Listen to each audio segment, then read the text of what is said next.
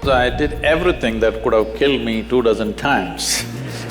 Not simply out of egoistic jingoism that you want to do something others cannot do. It's about stretching yourself beyond your limits somewhere. Youth without any sense of adventure are not youth.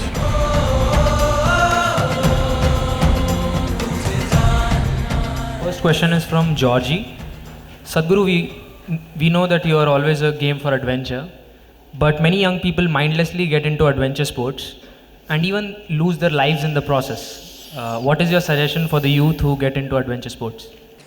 Well, I have no right to advise anybody on this arena because I did everything that could have killed me 2 dozen times. But I'm here somehow. So, see, when we say adventure, you can have ventures in your life or you can have adventure. Adventure means you don't know where your next foot is going to be. That's adventure. That means there is danger. No danger, everything safe, there is no adventure, isn't it? It's a venture. I'm not against ventures, but you're talking about adventure. That means you want to step into something that you don't know, isn't it? If you step into what you know, unpredictable, that's not an adventure, that's just an activity. So, I must tell you this. Why should I tell you all this and make some crazy people do something crazy? Well, one thing, my father, the physician, and constantly worried about me. His greatest worry was, he would knock his head and say, "This boy has no fear in his heart, what will happen to him?" I've heard this dialogue right from the age of 5, 6. He has no fear, what will happen, what will happen? One day I was around 11, he said the same thing. He has no fear in his… because about 12-foot long cobra came, I just picked it up and walked away. So he kind of… this is the first time he's seeing, I've been doing since I was 6. The first time he saw. And then he had a Vespa scooter. From the age of 9, I've been riding it without him knowing. I was cleaning it for him, but I was riding it. So one day, it's in front of our house, the road is slopey like this. I'm just coming in, putting it in the neutral gear and I'm standing on the seat and coming like this on the Vespa scooter. He saw me and his heart broke. So he said, "This boy has no fear in his heart, what to do?" Then I asked him, "When did fear become a virtue?" He said, "See, I told you he has no fear." So why are we thinking that we have to enter life fearfully? If you're fearful, fear is one of the worst emotions that people go through in their lives. Why fear happens is, you are imagining something that's yet to happen. Hello? You're imagining something. So what you're suffering is not some situation, you're suffering your own imagination. No, imagination is a fantastic thing. You're an architect, you must imagine, but if every building that you imagine, if you fear it may fall down, it'll drive you crazy. Even in architecture, there is adventure, isn't it? You must see Ranakpur. Have you seen Ranakpur in Rajasthan? You must see. Ranakpur also has Kumbhalgarh within 20 kilometers. It's the second largest wall on the planet. Most Indians know because we keep all the things that we should be proud of a secret. Sits in Kumbhalgarh. Close to that is Ranakpur. This architect is a madman, but he's a very super sane madman because he knows what he's doing. See, if you build a building, this is a temple with 1,000 columns. If you're thinking about safety, what would you do?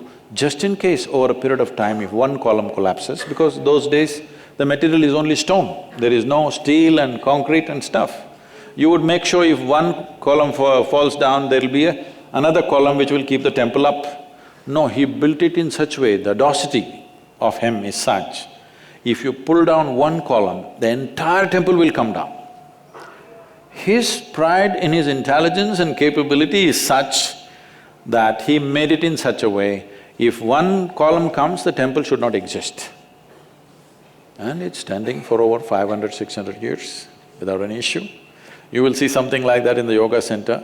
We built an elliptical dome, no steel, no concrete. And at the top, it's only 8 inches thick. And just to freak people, I left a 9 feet diameter hole. People said, this will go to collapse. It will not collapse.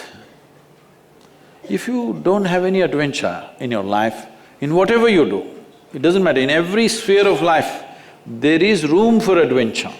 This means you must trust your capability and competence and one step more than that. There is a risk, of course. If there is no risk, there is no adventure, isn't it? So will young people get killed? Yes, unfortunately, sometimes it does. Before I became 35 years of age, at least 12, 13 of my friends died. Some in motorcycles, some in hang gliding and all the things we were doing together, some of them died.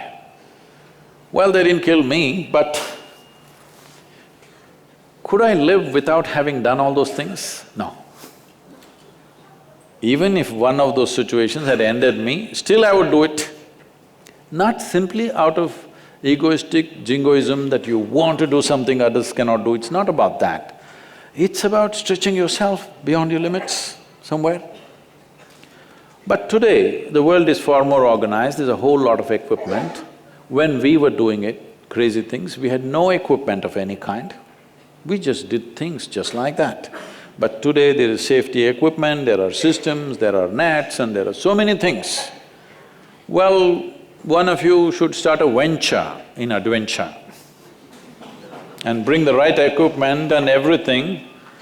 See, right now, some of the young boys, when they get the two-wheeler, they want to do some stunt, as I was doing, standing on the scooter and riding.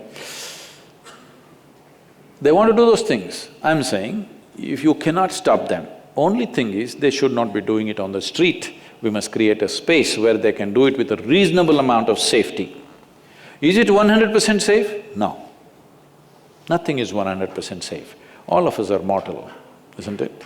But we must create reasonable levels of safety where youth will go through adventure with the minimum amount of risk. No risk adventure, there is no such thing. I was one person, people were very surprised when I spoke for Jallikattu in Tamil Nadu. They said, Sadhguru, you cannot say this. I said, see, are you capable of building sports arenas in every village? Can you make them play football, this one, adventure sport, everything in the villages, can you? There's really nothing.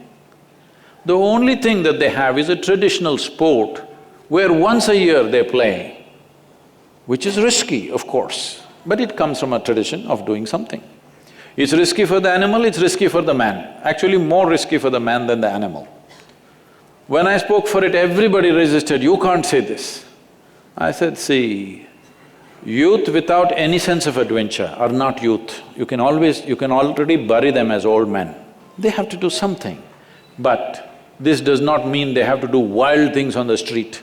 We can create situations and spaces where they can do this with reasonable amount of safety. There is no absolute safety.